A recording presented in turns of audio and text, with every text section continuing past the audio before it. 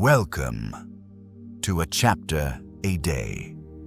You may have been told that success is something you chase, something you build, something you figure out over time.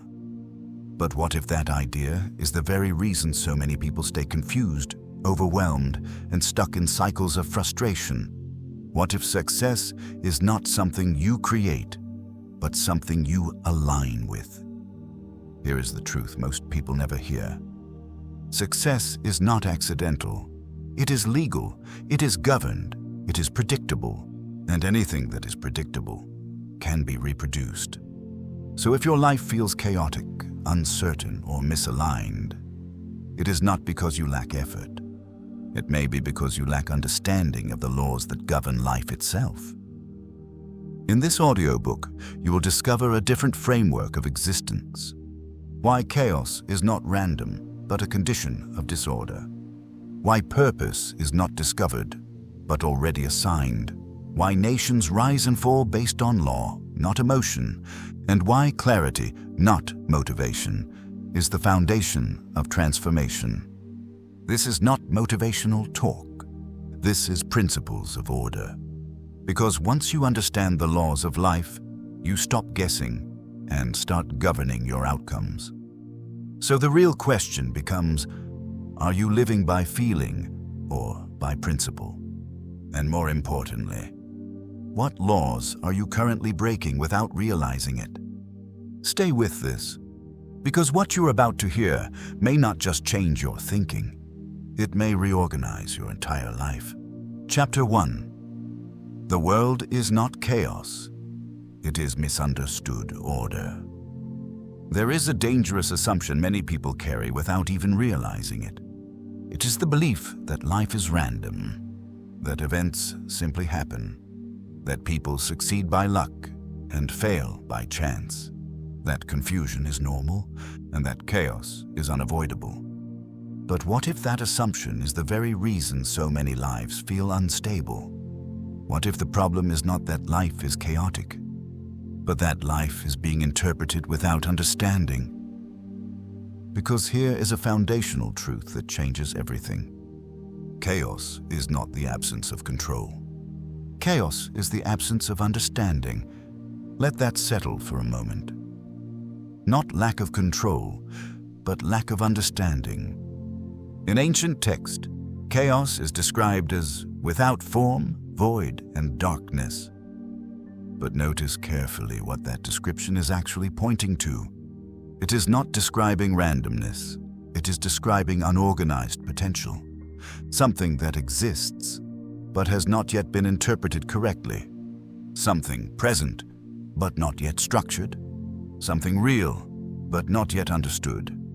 So when people say, "My life is chaotic," what they are often really saying is, "I do not yet understand the principles governing what I am experiencing." Pause for a moment and think about that. Because if that is true, then your situation is not meaningless. It is simply unread yet. Now consider this slowly. Every system in existence operates under law, whether it is acknowledged or not. Gravity does not stop working because someone does not believe in it. Biology does not pause because someone is confused about health. Economics does not bend because someone feels uncertain. Law is not created by awareness. Law is simply discovered through awareness. And this is where most people begin to struggle, because they try to live inside systems without understanding the principles that govern them. And anything governed by unknown law will always feel like chaos. Not because it is unstable, but because it is unreadable to the observer. Let this sink deeper. A broken family is not always a random event. A failing institution is not always bad luck. A confused identity is not always emotional weakness. More often, these are systems operating without understood structure, without boundaries, without principles being followed consistently. And where law is not understood, confusion will always appear, every time, without exception.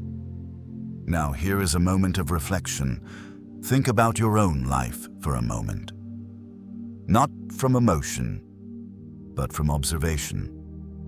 Where have you called something random? That may have actually been the result of repeated patterns. Where have you said, "I don't know why this keeps happening," when in reality, the same principle may have been overlooked again and again?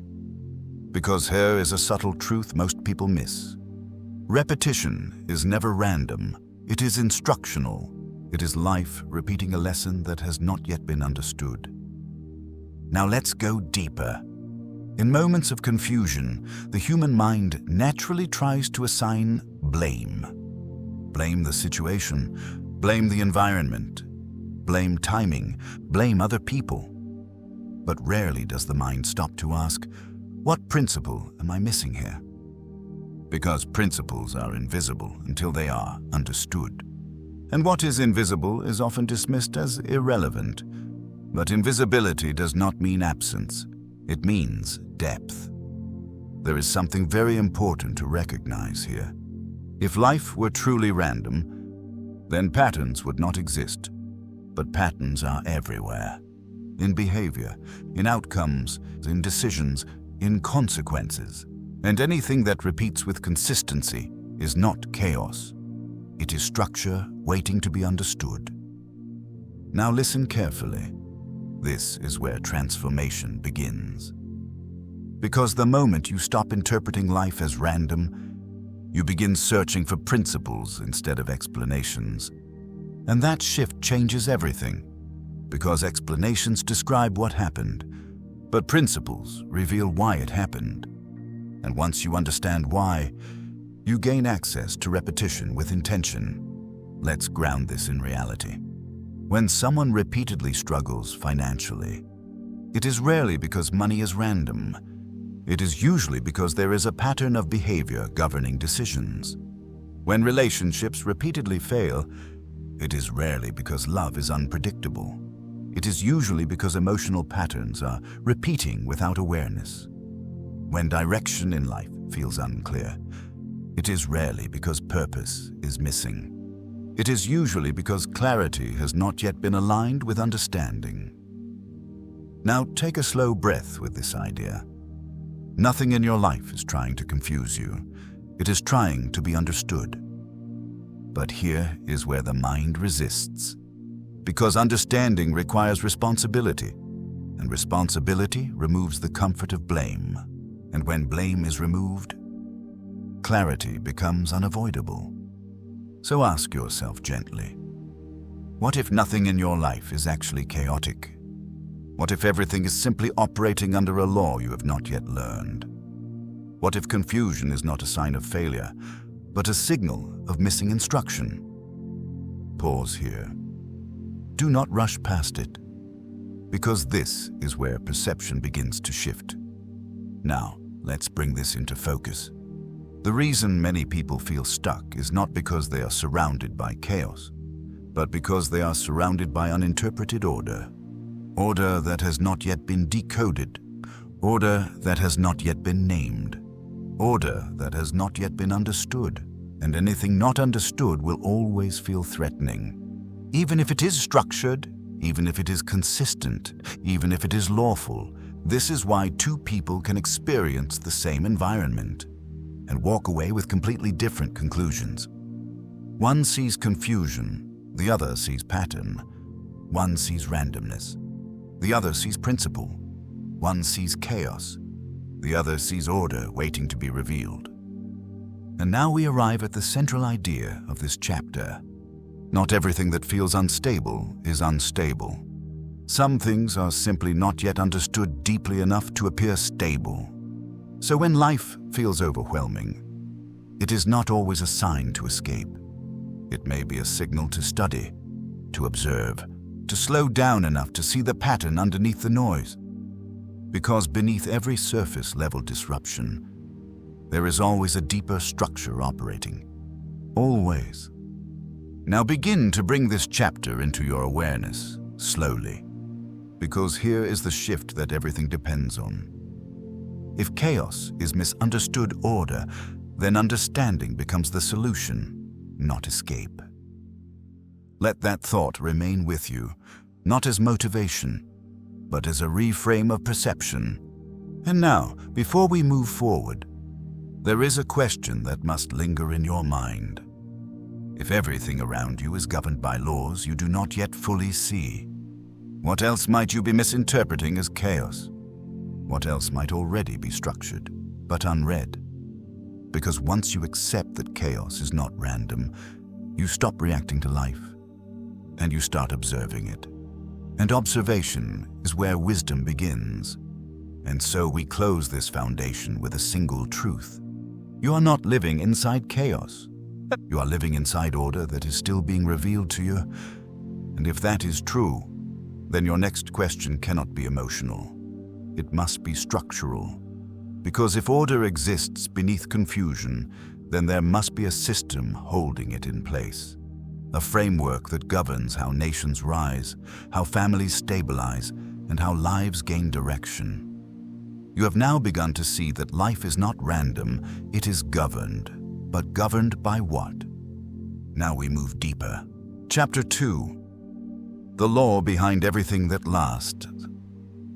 There is a quiet assumption that most people live by without ever questioning it. It is the belief that what lasts because it is strong.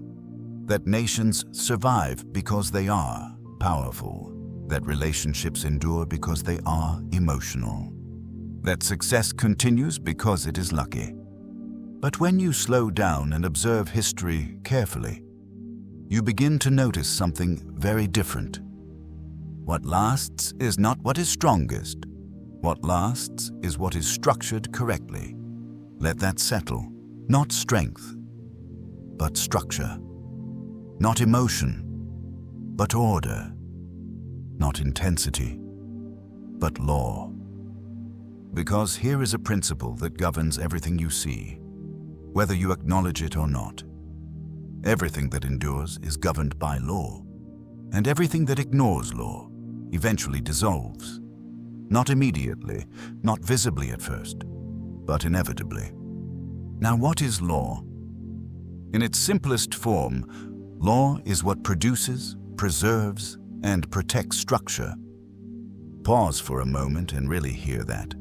Produces structure, preserves structure, protects structure. Without law, systems do not evolve. They decay. Think about nations for a moment. A nation does not remain stable because of passion alone. It remains stable because of systems, legal frameworks, civic order, consistent enforcement of principles. When those laws are respected, structure holds. When those laws are ignored, instability begins quietly and then spreads. Not all at once, but gradually, until what once looked stable begins to weaken from within. Now think about relationships. Most people assume relationships fail because love disappears. But in reality, many relationships fail long before love ends. They fail when structure disappears, when boundaries are not defined, when respect is not enforced, when expectations exist but principles do not. And over time, emotion without structure becomes confusion. And confusion, when repeated, becomes distance. Now bring this closer.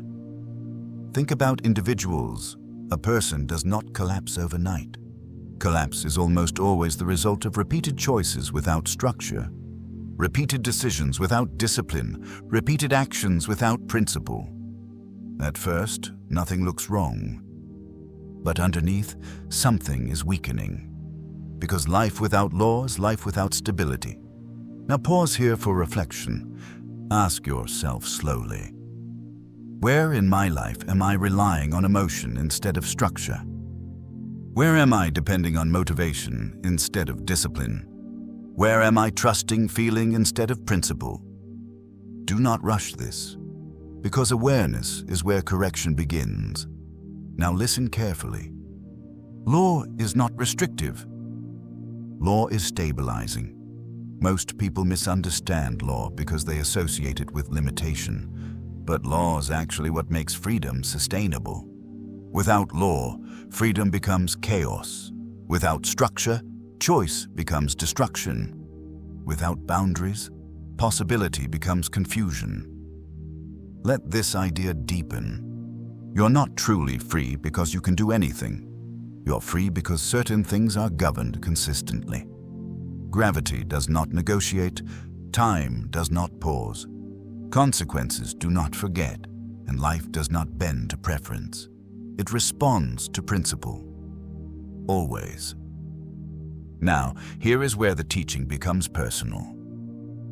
Because every human life is also a system of habits, a system of decisions, a system of repeated internal agreements. And those systems either produce stability or slowly create instability, but always through law, even if the law is self-created.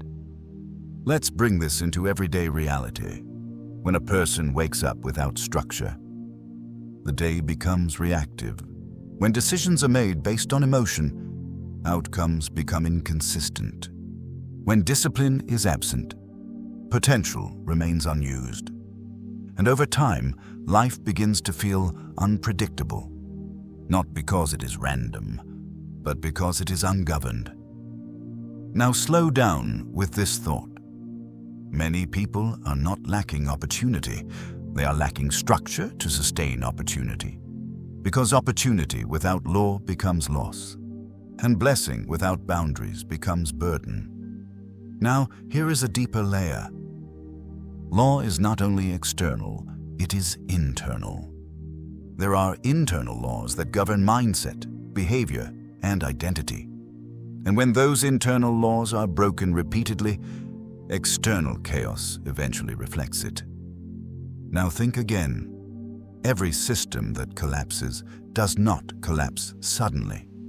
It collapses when laws are ignored consistently without correction. At first, nothing appears different, but gradually, structure weakens. And eventually, what was once stable can no longer hold. Now bring this back to yourself, because the purpose of this chapter is not observation alone, it is recognition. Ask yourself, what internal laws have I been ignoring? What boundaries have I been bending repeatedly? What discipline have I been postponing? Because postponement is not neutral. It is also a decision, and repeated decisions form structure. Now here is a critical realization. You are always building something. Even in inconsistency, even in avoidance, even in delay, you're still building a pattern. And that pattern becomes your structure. Now listen closely. This is where identity begins to shift. Because the real question is not whether you are building. The question is, what are you building your life on? Feeling or structure, emotion or law, reaction or principle? Because one leads to instability and the other leads to endurance. Now begin to bring this chapter into focus. Everything that lasts in life, relationships, nations, character, purpose, lasts because it is aligned with law. Not because it is intense, not because it is emotional, not because it is spontaneous, but because it is governed. And so here is the quiet truth this chapter leaves you with. If you remove law from anything, you eventually remove its stability. Even if it looks strong at first, even if it feels secure in the moment, even if it appears unshakable. Now pause here, because this is the turning point of understanding, and it leads directly into the next question your mind cannot ignore. Because if everything that lasts is governed by law, then what happens when law is replaced with preference? What happens when structure is replaced with desire? What happens when principle is replaced with feeling? You now begin to see that nothing in life is sustained by emotion alone. Everything stable is held together by invisible structure. But structure always demands alignment, and alignment always requires clarity of distinction between what is right and what is merely convenient. And this is where most people begin to drift without realizing it. Because when distinctions fade, direction fades with them. So now we move deeper into the most dangerous shift of all. There is a deeper crisis in human life that most people never correctly identify. It is not poverty, it is not lack of opportunity, it is not even failure. The deepest crisis is confusion of purpose. Because when purpose is unclear, everything else becomes unstable. Not because life has changed, but because interpretation has broken. Now slow this down in your mind. Every system in existence has a designed intention. Nothing meaningful begins without intent behind it. A chair is designed for sitting. A seed is designed for growth. A machine is designed for function. And when anything is removed from its intended purpose, it begins to malfunction, even if it still exists physically. So here is the foundational truth this chapter is built on. Purpose is not discovered externally. It is embedded internally at creation. Pause on that. Not searched for. Embedded. Not chased. Placed. Not invented. Assigned. Now think carefully. If purpose is embedded, then confusion does not come from lack of discovery. Confusion comes from disconnection from origin. Because when something is separated from its source of instruction, it begins to interpret itself incorrectly. And misinterpretation always leads to misuse. Let that settle slowly. A tool used outside its design becomes inefficient. A life lived outside its assignment becomes unstable. And a person disconnected from purpose begins to search endlessly, without knowing what they are actually searching for. Now observe humanity closely. Many people are not tired because they are weak. They are tired because they are misaligned. They are not exhausted from work alone. They are exhausted from doing things that do not match who they are. And over time, misalignment creates internal pressure, not visible at first, but constant, quiet, accumulating. Now here is where confusion begins to show itself clearly. When purpose is unclear, people begin to outsource identity. They look outward for confirmation. They measure themselves through comparison. They define themselves through performance. And slowly, external validation becomes internal identity. Pause for reflection. Where have you started to measure yourself using someone else's life? Where have you started to define your worth through external approval? Where have you mistaken visibility for value? Take a moment here. Because this is where confusion begins to take root silently. Now listen carefully. Comparison is not just insecurity. Comparison is displacement of identity. It happens when a person forgets their internal assignment and begins to evaluate themselves using external standards. And external standards were never designed to define internal purpose. Now consider something very important. No object in creation competes with another object in its category. A tree does not compete with another tree to become a river. A river does not compete with another river to become a mountain. Because everything in nature operates with assigned identity. But human beings, when disconnected from purpose, begin competing in areas they were never assigned to. And this is where frustration begins. Because frustration is not always failure. Frustration is often misalignment awareness. It is the internal signal that something is not matching design. But instead of listening to the signal, most people try to silence it with distraction. Now slow down with this thought. What if your frustration is not your enemy? What if it is your internal compass trying to correct direction? What if dissatisfaction is not punishment, but feedback? Pause here. Because this changes everything. Now we go deeper. When people chase external validation, they begin to lose internal clarity. Because validation is temporary. It changes depending on environment, audience, and comparison. But purpose does not change based on environment. Purpose remains constant even when misunderstood. Now think about your own journey. How many decisions were made not because they felt right internally, but because they looked right externally? How many directions were chosen not from clarity, but from pressure? And how many paths were followed simply because others were walking them? Now here is a subtle truth. You can succeed in something you were never meant for and still feel empty. Because success without alignment does not produce fulfillment. It produces exhaustion with results. Let that settle. Because this is where many people silently struggle. From the outside, things may look stable, but internally, something feels off. Not broken, not destroyed, just disconnected. Now bring this idea into focus. Purpose is not something you create under pressure.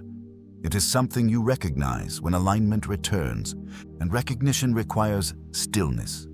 Not speed, not comparison, not external measurement, but internal awareness. Now begin to see the pattern clearly. Confusion of purpose leads to constant comparison, emotional instability, identity dependence on others, and dissatisfaction even in achievement. Not because life is unfair, but because direction is unclear. Now here is the micro-realization moment. Say this internally. Maybe I've been searching in the wrong direction my whole life. Do not rush past it, because that thought is not discouragement, it is recalibration. Now listen closely. When purpose is misaligned, effort increases, but clarity decreases. When purpose is aligned, effort becomes natural and clarity increases. The difference is not intensity. The difference is direction. And this is why many people feel stuck, not because they are not moving, but because movement is happening without alignment. And movement without alignment creates exhaustion, not progress. Now begin to bring this chapter toward understanding. You're not here to copy direction. You are here to recognize assignment, and assignment is always internal before it becomes external. Always. So if confusion exists, it is not proof that purpose is missing. It is proof that attention has been redirected outward for too long. Now pause here, because this is the threshold of awareness. And it leads directly into a deeper question that cannot be avoided.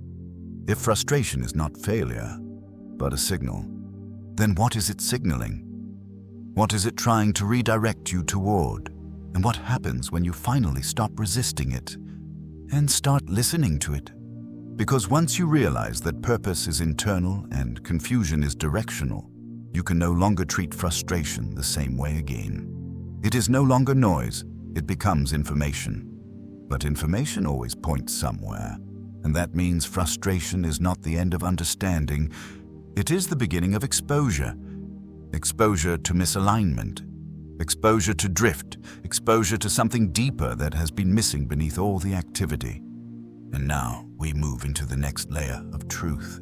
Chapter 4. Why clarity is more powerful than motivation. There is a subtle mistake almost everyone makes when they try to change their life. They assume the problem is effort. They assume the problem is discipline. They assume the problem is laziness, delay, or lack of inspiration. So they search for more motivation, more videos, more energy, more emotional momentum. But what if none of that is actually the issue? What if the real issue is far simpler and far deeper? What if you don't need more motivation? You need more clarity, because motivation is not designed to sustain anything. Motivation is a spark. It is not a system. It is not structure. It is not stability. It is a momentary ignition of emotion that pushes you forward briefly, and then disappears when emotion changes. And this is why so many people live in cycles. High energy, then low energy. Strong start, then slow collapse.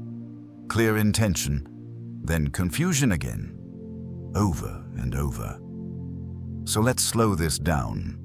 Motivation fades, but clarity stabilizes behavior. Pause on that, because everything changes from that one distinction. Clarity is not emotional. Clarity is directional.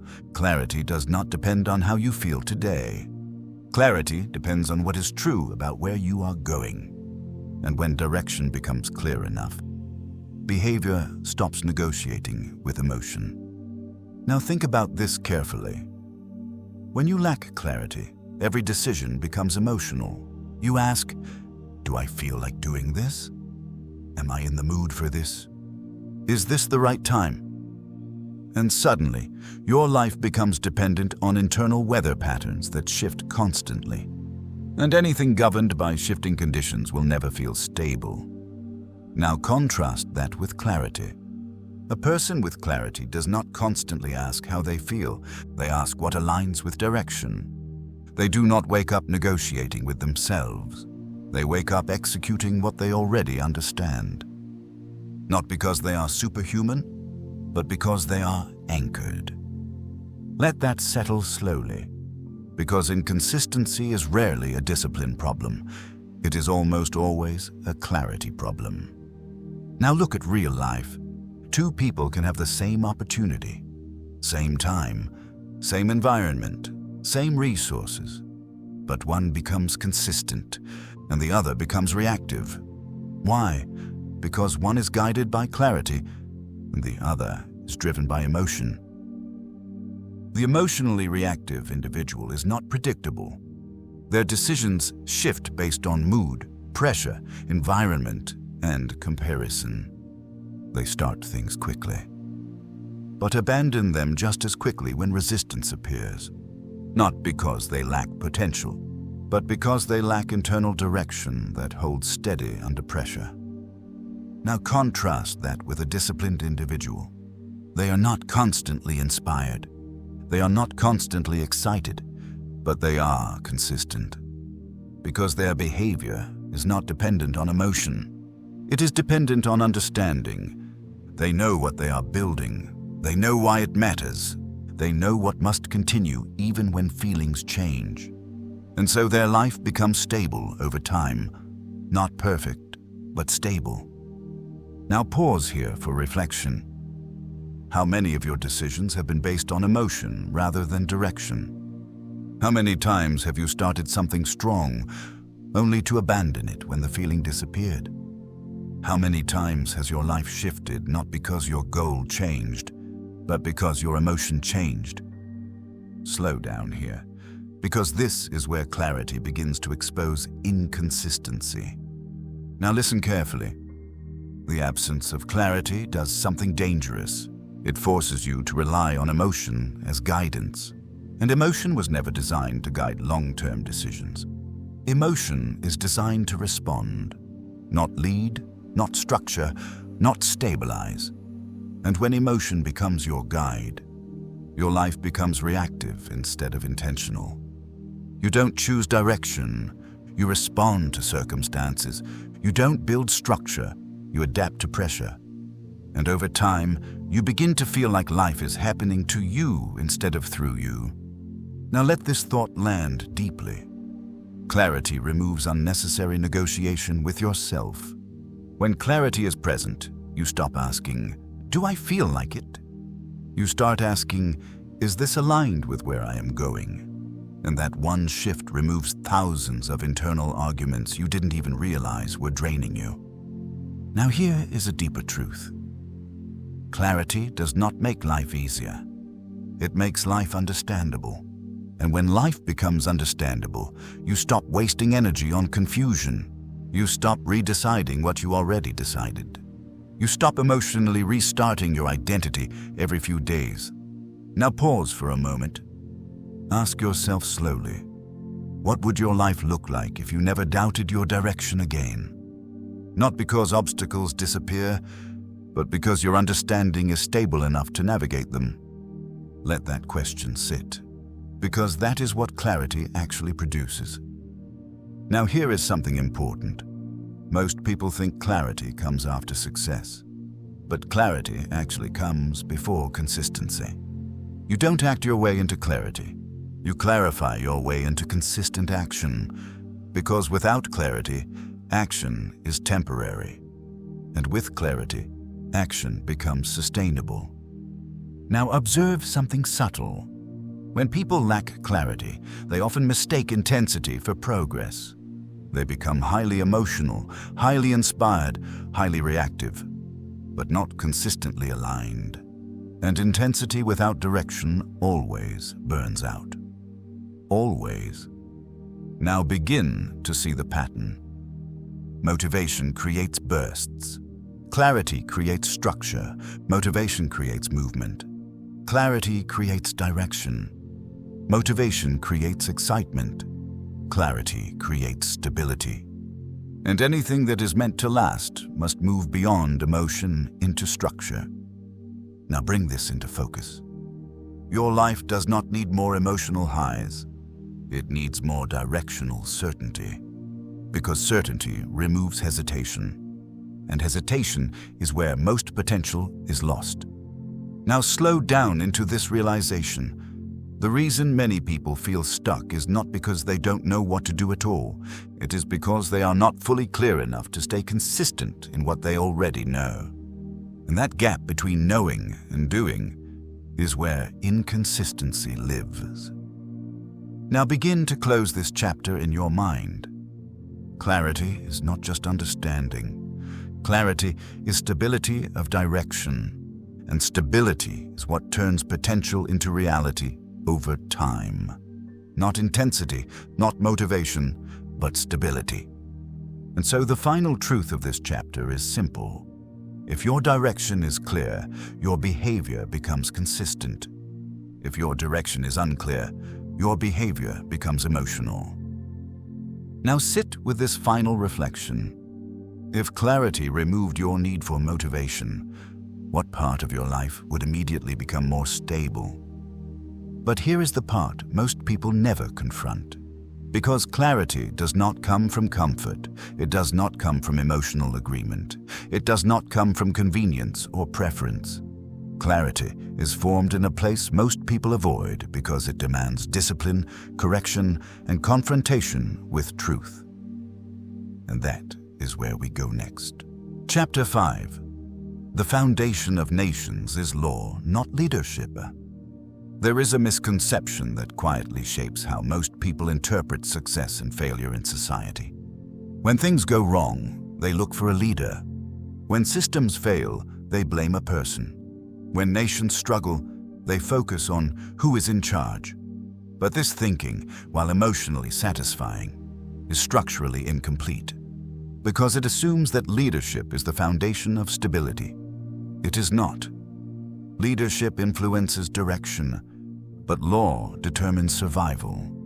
Let that settle slowly. Leadership is visible. Law is invisible. Leadership is temporary. Law is structural. Leadership changes with time. Law remains until it is broken. And anything that remains stable across generations is never dependent on personality. It is dependent on principle. Now slow down here. A nation does not collapse the moment a leader fails. It begins to collapse when the system of law beneath leadership weakens, because leadership sits on top of structure. But law is the structure itself. And when structure is compromised, everything built on it begins to shift. Now consider this carefully. History does not primarily record the failure of individuals. It records the failure of systems. Because systems determine outcomes long after individuals are gone. A leader may rise and fall, but the laws they inherit or ignore determine whether society stabilizes or decays. So here is the truth. This chapter begins with, leadership is temporary. Law is foundational. Pause on that. Temporary versus foundational. Now think about this in practical terms. A leader can inspire a nation. A leader can influence direction. A leader can bring vision. But if the laws of structure, justice, accountability, and order are ignored, That inspiration eventually collapses under pressure, because inspiration without structure cannot sustain a system.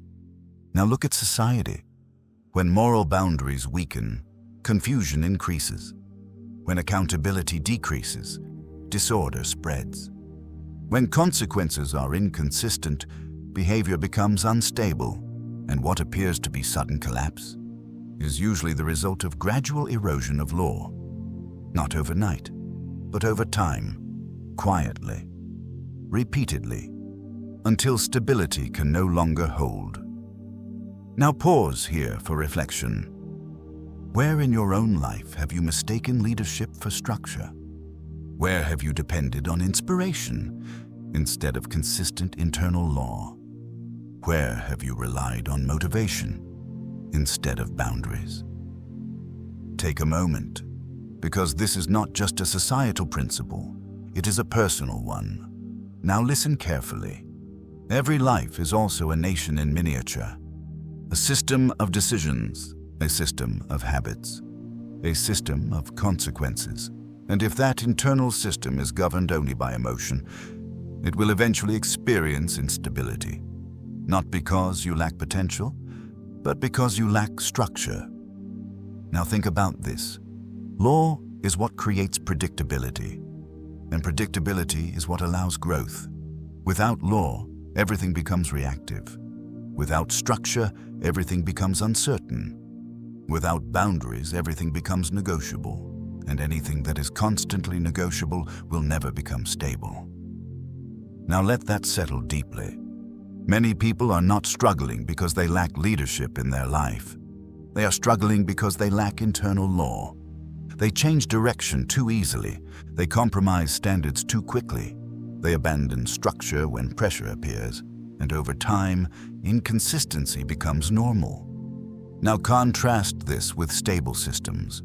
Stable systems do not depend on constant emotional reinforcement. They depend on consistency of law.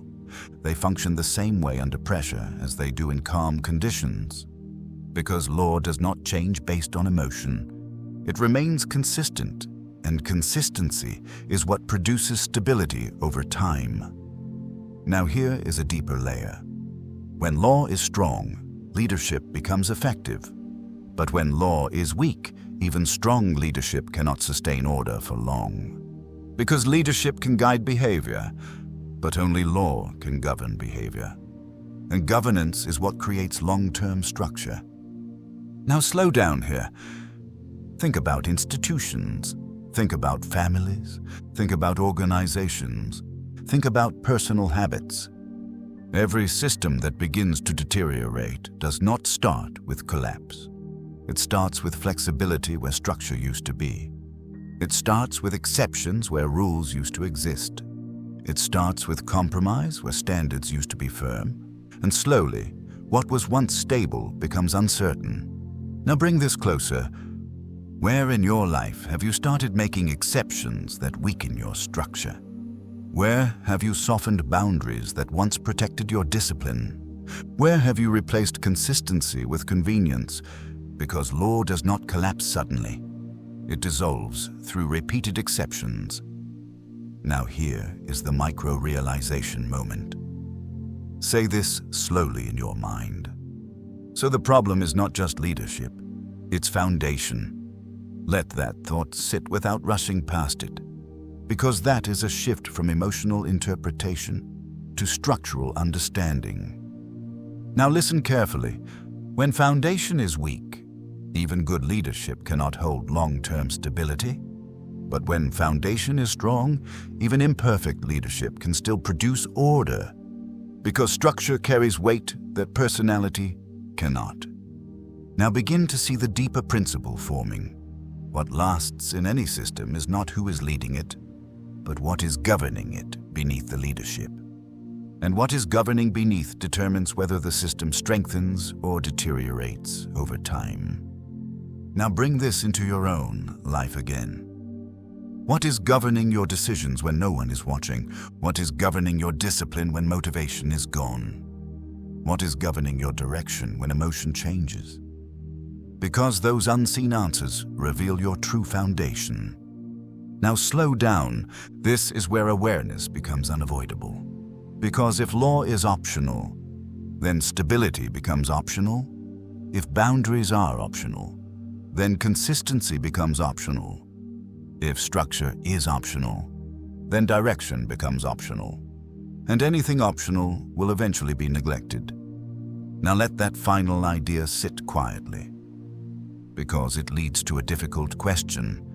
A question most people avoid because it removes comfort and replaces it with responsibility. What happens when law becomes optional? Not in society alone, but in you. What happens when structure is no longer required, but only preferred? What happens when discipline is no longer non-negotiable, but emotional? Because when law becomes optional, stability begins to dissolve quietly before it ever collapses visibly. And what looks like sudden failure is often the result of long-term neglect of structure. But this raises a deeper issue. If law is what sustains systems, then what happens when grace is misunderstood as permission instead of correction? What happens when accountability is replaced with comfort? Now we move into the tension between freedom and structure. Chapter 6. The battle between grace and lawlessness. There is a dangerous misunderstanding that quietly shapes how many people live, without them ever realizing it. It is the belief that grace exists to excuse repetition, that because forgiveness is available, correction is optional, that because mistakes can be forgiven, patterns do not need to change.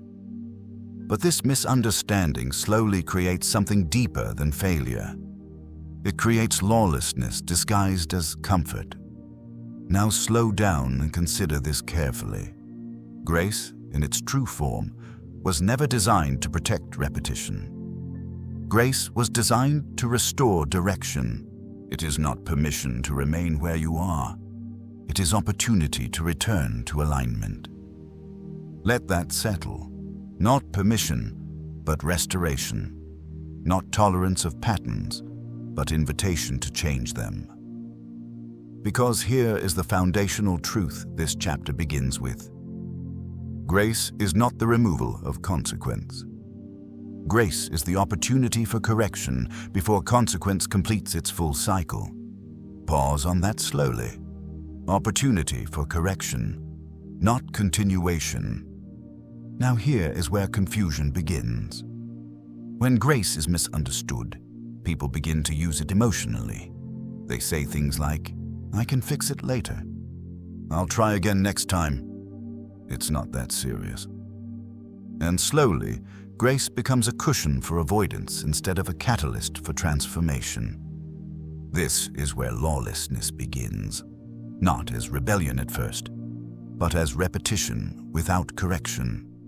And repetition without correction always produces pattern, and pattern, when unchecked, becomes identity. Now think carefully. Every destructive cycle in life begins with a small compromise that was not corrected.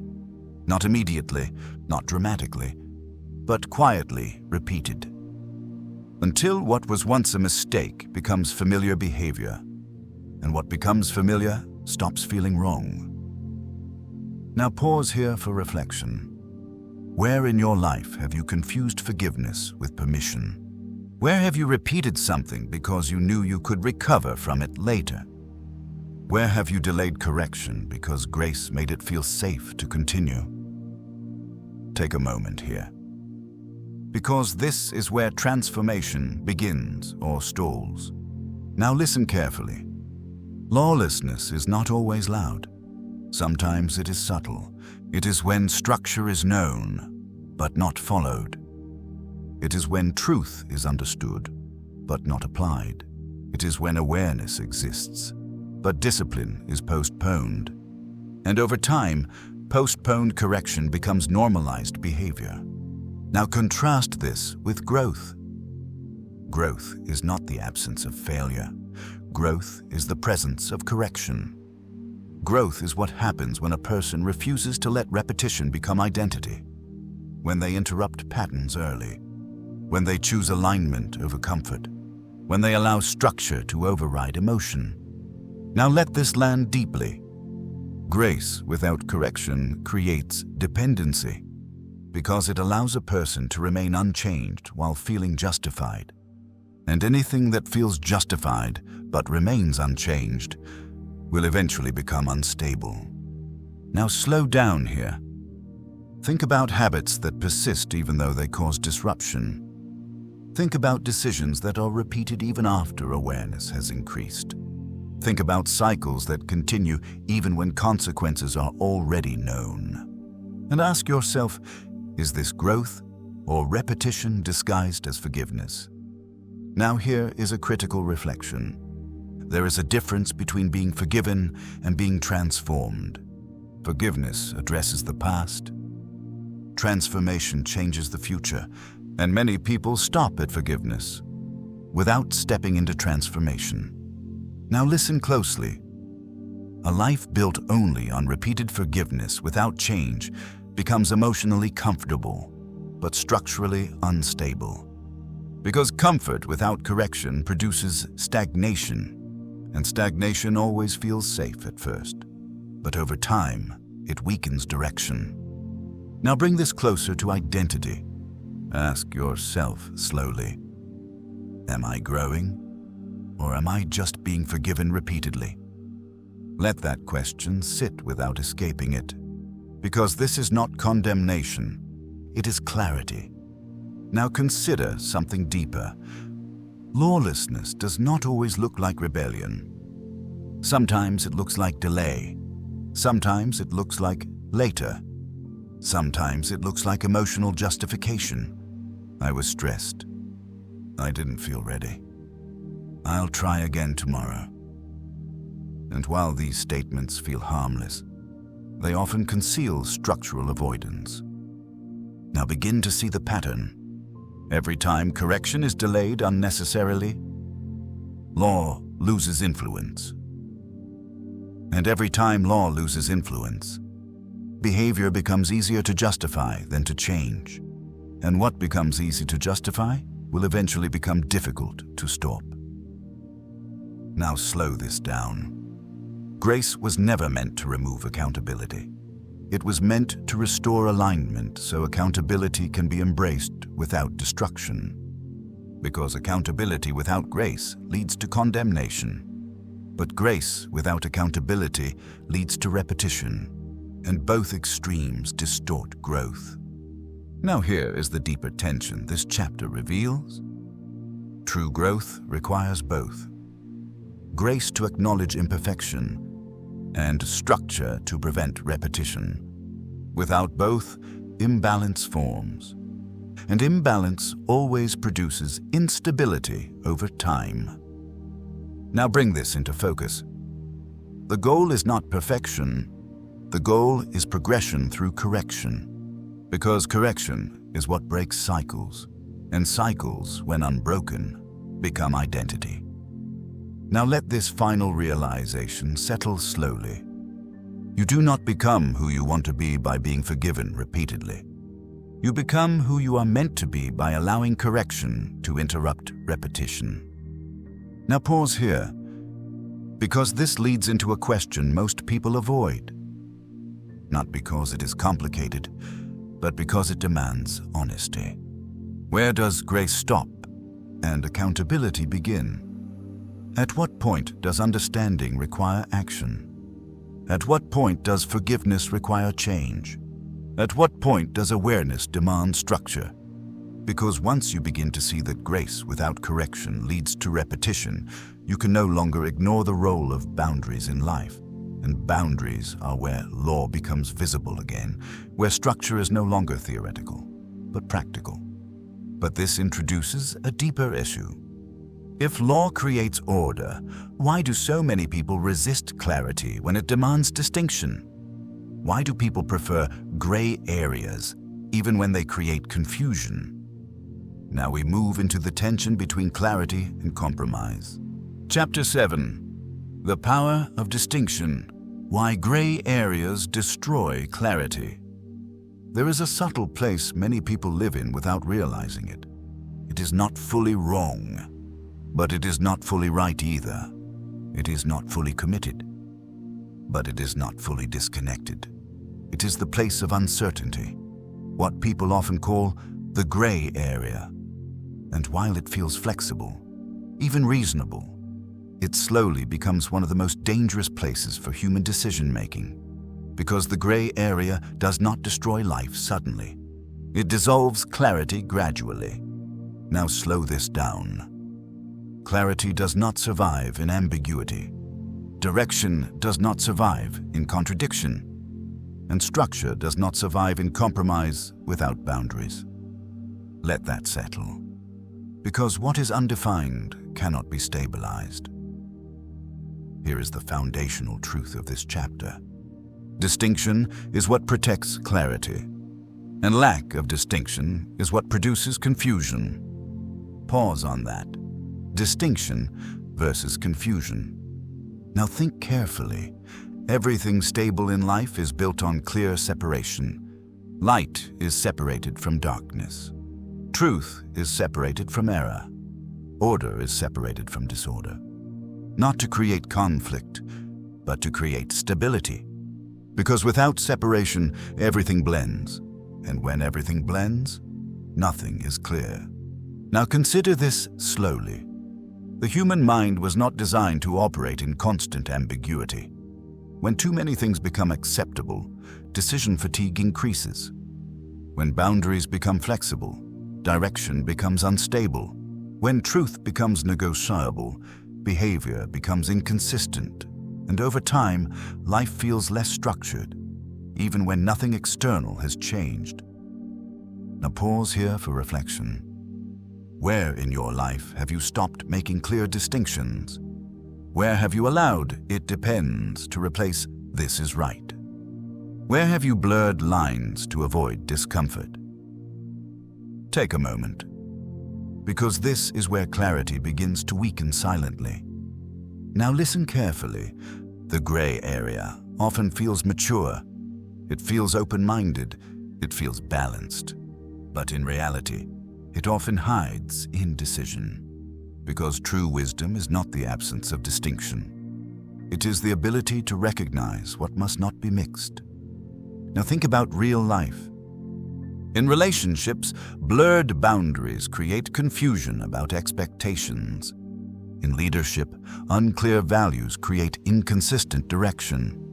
In personal discipline, flexible standards create repeated compromise. And what begins as small exceptions eventually becomes a lifestyle of negotiation. Now, slow down. Every time a boundary is softened unnecessarily, clarity decreases slightly. Not immediately noticeable, but cumulative. And over time, what once felt certain begins to feel negotiable. And what becomes negotiable rarely remains stable. Now here is a deeper layer. Indecision is often not a lack of intelligence. It is a lack of clear internal separation. Because when everything feels partially acceptable, nothing feels fully right. And when nothing feels fully right, action becomes delayed. Now pause for reflection. How many decisions in your life have been delayed not because you didn't know enough, but because too many options felt equally acceptable? How often have you stayed stuck in evaluation instead of execution? Take a moment, because indecision is often disguised confusion. Now listen closely.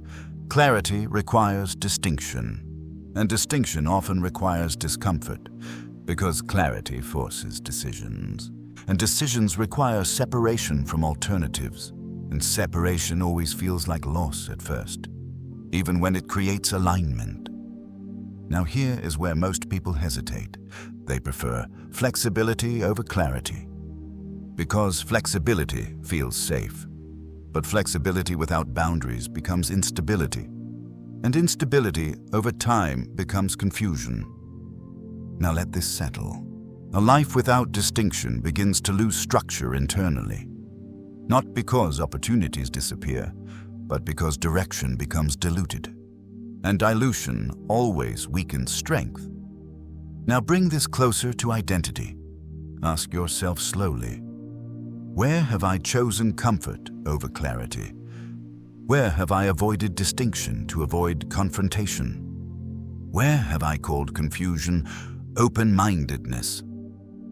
Take a moment here, because this is where truth begins to separate from excuse. Now here is the micro-realization moment. Say this internally. I didn't lose direction. I removed boundaries. Let that sit without rushing past it, because this is a shift from external blame to internal responsibility. Now listen carefully. Boundaries do not restrict life.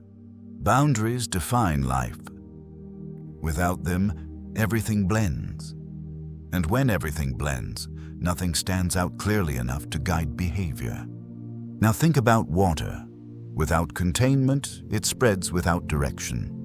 Without structure, it loses force. But when contained, it gains power, direction, and purpose. This is what boundaries do. They do not reduce potential, they refine it. Now begin to bring this chapter into focus. Gray areas feel comfortable in the short term, but costly in the long term, because they replace clarity with negotiation. And negotiation without principle leads to instability. Now slow down into this realization. Clarity is not just knowing what is right. Clarity is being willing to separate from what is not. And separation is where most people hesitate, because it demands decision, and decision removes ambiguity. Now here is the closing truth of this chapter. You do not become clearer by keeping everything close. You become clearer by knowing what must be distinct, what must not mix, what must remain separate for structure to remain intact. Now pause here, because this leads into a deeper question most people avoid, not because it is complicated, but because it requires letting go of emotional comfort. What if clarity requires separation, not compromise? What if growth demands distinction, not blending? What if stability is only possible when certain things are no longer allowed to remain mixed? Because once you understand that gray areas weaken clarity, you begin to realize that structure depends on boundaries, and boundaries depend on law. But law is not just about separation, it is about order. And order is what determines whether systems grow or decay over time. So the question now becomes deeper. What happens when order itself is challenged, ignored, or replaced with convenience? Now we move into the foundation beneath all structure. Chapter 8. The law of order. Why everything returns to structure. There is a principle operating beneath everything you see, even when it feels invisible. It is the principle that nothing remains random forever. Nothing stays scattered indefinitely. Nothing remains unstable without eventually collapsing into some form of structure again. Because life, by design, always moves toward order. Not immediately, not comfortably, but inevitably. Now slow this down. Order is not something imposed on life. Order is what life returns to when confusion exhausts itself. Disorder may feel powerful in the moment, but it is never sustainable. It is temporary by nature. And what is temporary always gives way to what is structural. Here is the foundational truth of this chapter. Order is the natural state when law is consistently applied. Disorder is what appears when law is ignored. Pause on that. Natural state versus neglected state. Now think carefully. Every system in your life is either moving toward structure or drifting toward reaction. There is no neutral position. Even delay is movement toward disorder. Even inconsistency is a form of structure, just unstable structure. Now consider this deeply. When law is applied consistently, order emerges automatically. Not forced, not emotional, not dependent on motivation, but stable, predictable alignment of actions over time. And anything that becomes predictable becomes manageable. Now pause for reflection. Where in your life are you currently reacting instead of structuring? Where are you responding to circumstances instead of designing outcomes? Where are you adjusting daily instead of establishing consistency? Take a moment, because this is where order begins to reveal itself. Now listen carefully. Disorder often feels urgent. It feels loud. It feels demanding. But it is not stable. It constantly shifts. It requires constant adjustment. And anything that requires constant adjustment is not yet governed by structure. Now contrast this with order. Order is quiet. Order is consistent. Order does not demand emotional energy every moment, because order is already established. And once something is established, it stops requiring constant attention to function. Now think about habits. When habits are structured, behavior becomes automatic. When habits are inconsistent, life becomes exhausting, because every decision must be redecided repeatedly. And redeciding drains energy more than doing. Now think about finances. Without structure, money becomes reactive, spent based on emotion, urgency, or impulse. But with structure, money becomes governed, allocated, directed, and sustained. And over time, structure creates stability where chaos once appeared. Not because income changed, but because order was introduced. Now think about emotions. Without structure, emotions control decisions.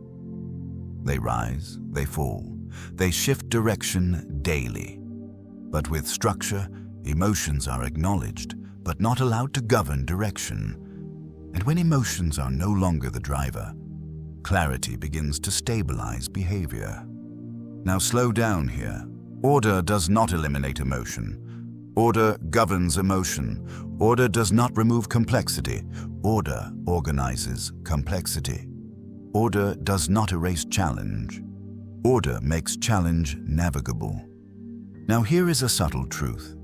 Many people think order restricts life, but in reality, order reveals life.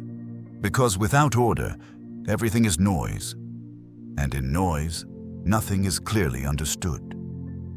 Now pause for reflection. Do I live in structure or reaction? Do I design my day or respond to it?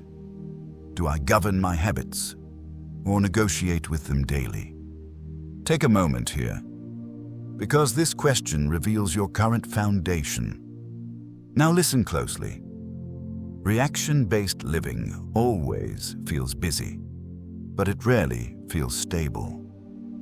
Because reaction depends on external triggers, and anything dependent on external triggers cannot remain consistent internally. Now contrast that with structured living.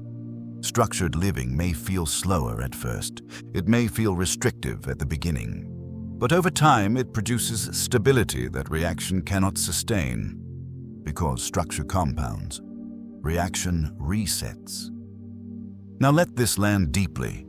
Everything in your life is currently reinforcing either order or disorder. Every repeated behavior strengthens one direction. Every repeated decision strengthens one pattern, and patterns, once established, begin to define outcomes. Now think about this carefully. Order is not a single decision. Order is repeated discipline until structure becomes natural. And once structure becomes natural, effort decreases while stability increases. Now begin to see the shift. You are not trying to force life into order. You are aligning life with order that already exists as principle, because structure is not created by emotion. Structure is revealed through consistency. Now slow down. Disorder often looks creative at first. It feels flexible. It feels open. It feels like freedom. But without structure, that freedom slowly becomes instability. Because freedom without order is unpredictability. Now here is the deeper layer. Everything returns to structure eventually. If not voluntarily, then through consequence. Because systems that resist order eventually collapse under the weight of inconsistency. Not suddenly, but inevitably. Now bring this into focus. You're always forming structure somewhere in your life. Even in inconsistency, even in delay, even in avoidance. A pattern is still forming, and that pattern becomes your default over time. Now let this realization settle slowly. Order is not optional in life. It is inevitable. The only question is whether it is intentional or accidental. Now here is the closing truth of this chapter. When law is applied consistently, order becomes natural. When order becomes natural, stability becomes sustainable. And when stability becomes sustainable, life becomes predictable in the best possible way. Now pause here, because this leads into a question that cannot be avoided. Not about behavior alone, but about identity. What kind of life forms when order becomes non-negotiable? What changes when structure is no longer optional, but the foundation of every decision you make? Because when order becomes non-negotiable, life stops being reactive and begins to stabilize at a deeper level. But stability alone is not the final stage. It must lead somewhere. Structure must produce outcomes. Order must shape behavior, and behavior must eventually define identity. So the next question becomes unavoidable. What happens when structure is no longer just external discipline, but internal identity itself? Now we move into transformation itself. Chapter 9. Transformation is not change, it is alignment. There is a misunderstanding that quietly keeps many people stuck in cycles of frustration. It is the belief that transformation means becoming a different person, acting differently, thinking differently, forcing new habits, trying harder, restarting again and again with more intensity than before. But despite all that effort, many people remain in the same internal patterns, just in different forms, different seasons, same structure underneath. So here is the truth this chapter begins with. Transformation is not change of behavior. Transformation is alignment of understanding. Pause on that slowly. Not behavior first, understanding first. Because behavior does not change permanently through force. Behavior changes permanently through clarity. When understanding shifts, behavior follows naturally. Not immediately, but inevitably. Now think about this carefully. Most people try to fix their life from the outside in. They attempt to control actions without addressing internal alignment. They try to stop habits without changing perception. They try to improve discipline without changing understanding. And this is why the cycle repeats. Because surface-level change cannot override deep internal structure. Now slow this down. Alignment is not emotional. Alignment is structural. Alignment means every part of your life begins to point in the same direction. Thoughts, decisions, habits, responses, all synchronized under one principle. Now let that settle. When alignment is missing, life feels divided. You want one thing, but behave in another direction. You understand truth, but act from impulse. You know better, but repeat familiar patterns, and that internal division creates exhaustion, not because you are weak, but because you are misaligned. Now pause for reflection. Where in your life are you currently divided internally? Where do your actions not match your understanding? Where do your intentions and behaviors move in opposite directions?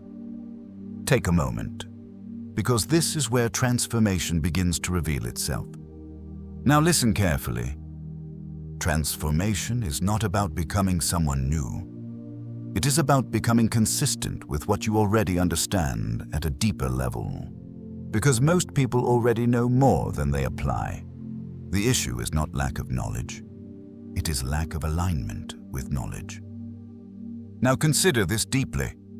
When principles are understood but not applied, internal tension increases because awareness begins to conflict with behavior.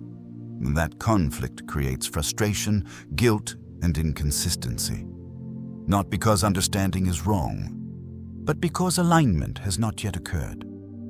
Now, contrast this with aligned living. In aligned living, understanding and behavior begin to match. Decisions become simpler. Resistance decreases. Confusion reduces. Not because life becomes easier, but because internal contradiction is removed. Now here is a deeper truth. You do not struggle because you lack information. You struggle because you are not aligned with the information you already carry. And misalignment is more exhausting than ignorance, because ignorance is neutral. But misalignment is internal conflict. Now slow down here. Every repeated struggle in life is often a signal of misalignment. Not punishment, not failure, but feedback. Something within you already knows a better direction, but behavior has not yet followed. Now let this land. Transformation begins when you stop trying to force behavior and start correcting alignment. Because when alignment is corrected, behavior begins to correct itself. Naturally, consistently, sustainably. Now here is a coaching moment you must hear clearly. Stop trying to change yourself. Start aligning yourself. Pause on that, because this is where effort stops being scattered and begins becoming focused. Now think about cycles in your life. Patterns you have repeated. Habits that resurface. Behaviors that return under pressure. Now ask, is the problem lack of discipline or lack of alignment with a deeper principle I already understand? Take a moment, because this question changes responsibility from effort to structure. Now listen carefully. When alignment happens, discipline stops feeling like constant struggle, because you're no longer fighting yourself. You are moving with yourself. And internal unity produces external consistency. Now slow this down. Aligned living is not perfection. It is coherence. It is when your thoughts, values, and actions stop contradicting each other. And when contradiction disappears, energy is no longer wasted on internal conflict. Now bring this into focus. Transformation is not dramatic. It is structural. It happens when what you know becomes what you do, and what you do becomes what you repeat, and what you repeat becomes who you are. Now here is a deeper realization. Most people are not far from transformation. They are simply one alignment away from consistency, one correction away from stability, one shift in structure away from a completely different life experience. Now begin to close this chapter slowly. You do not need a new identity. You need alignment with the identity already forming within your understanding. Because clarity without alignment becomes frustration, but clarity with alignment becomes transformation. Now let this final reflection settle. What would your life look like if everything you already understood became consistently aligned with how you lived? Not occasionally, but daily. Because that is where the next layer begins. Not in knowledge, not in intention, but in lived structure. Because once alignment becomes the focus, life stops being about trying to change and starts becoming about maintaining coherence. But coherence alone is not the final stage. It must produce direction, identity, and long-term stability that no longer depends on motivation or correction. So the next question becomes unavoidable. What does aligned living actually look like when it becomes your daily structure, not just your idea? Now we move into embodiment. Chapter 10. The Life of Good Success. Living by Design. There is a difference that most people never stop long enough to understand. It is the difference between success that looks impressive and success that lasts.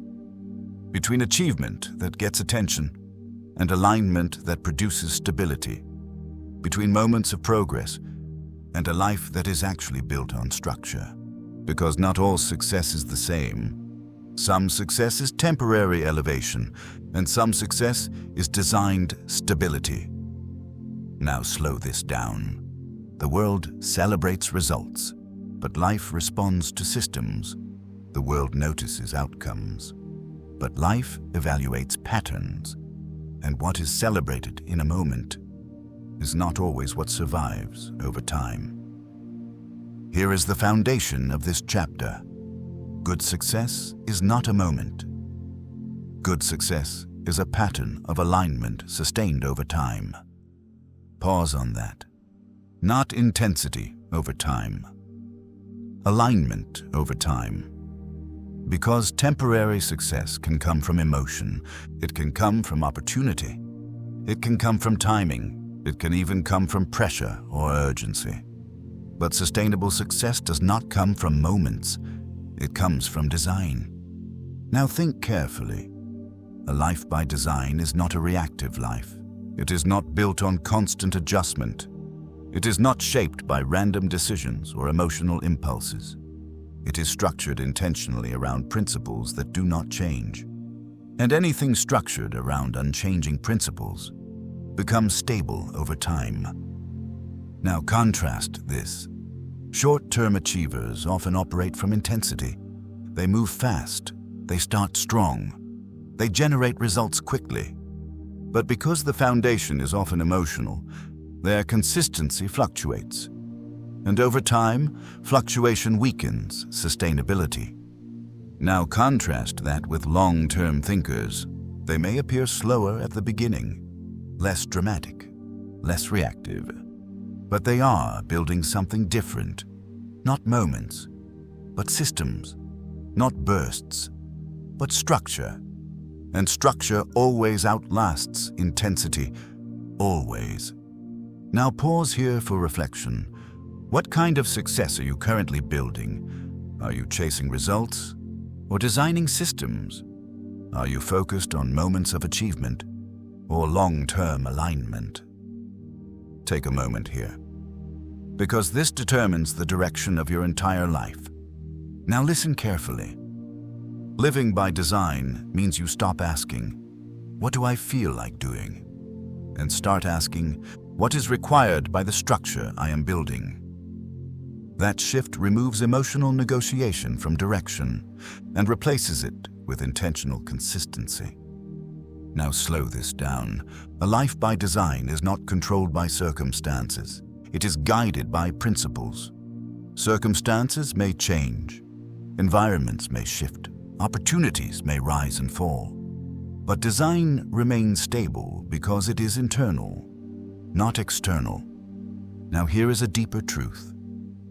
Most people do not lack ambition. They lack structure for ambition. They have desire without design, vision without system, goals without alignment. And anything without structure eventually becomes inconsistent. Now think about this carefully. A building is not stable because of its appearance. It is stable because of its foundation. And foundation is not visible, but it determines everything visible. Now apply that to life. Your visible outcomes are not the most important part of your life. Your invisible structure is. Your habits, your decisions, your consistency, your internal alignment. Because those unseen patterns determine visible results over time. Now pause for reflection. Where in your life are you relying on motivation instead of design? Where are you depending on inspiration instead of structure? Where are you building moments instead of systems? Take a moment, because this is where transformation becomes practical. Now listen closely. Good success is not defined by speed. It is defined by sustainability. Not how fast you rise, but how long you remain aligned. Because anything that rises without structure will eventually fall under inconsistency. Now let this settle. A life by design is a life where repetition becomes your strength, not your struggle. Because repetition under alignment produces mastery, and mastery produces stability, and stability produces peace. Now here is a deeper realization. You're always designing your life, even when you are not intentional, even when you are distracted, even when you are inconsistent. A pattern is still being formed, and that pattern becomes your default reality over time. Now slow down here. The question is not whether you are designing your life. The question is whether you are designing it consciously or unconsciously, intentionally or accidentally. Now bring this into focus. Good success is not about reaching a destination. It is about becoming someone who consistently lives in alignment with principle. Because when alignment becomes identity, success becomes natural. Not forced, not dramatic, not unstable, but natural. Now here is the expansion statement of this chapter. You are not here to survive life. You are here to understand it. Pause on that, because survival reacts, but understanding designs. Survival adapts, but understanding governs. Now begin to close this journey slowly. A life by design does not eliminate challenges. It eliminates confusion about challenges. It does not remove resistance.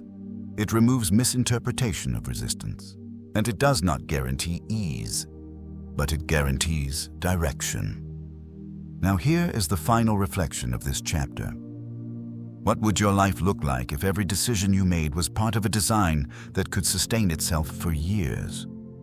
Not weeks, not months, but years. Because that is what good success actually is. Not an event, not a moment, not a highlight, but a life built on principles that remain stable under pressure, time, and change. And now, as this journey comes to a close, everything returns to one simple realization. Life does not reward intensity. Life responds to design. And so you arrive at the end of understanding, but not the end of responsibility. Because once you see that life is designed through principles, you can no longer live unconsciously without consequence. The only question left is not what you know, but what you will now live by. Not occasionally, not emotionally, but consistently as a way of being. And that is where real life begins. Everything you have heard leads to one simple truth. Life is not a mystery to be guessed. It is a system to be understood. Chaos is not your identity. Confusion is not your destiny. And failure is not your definition.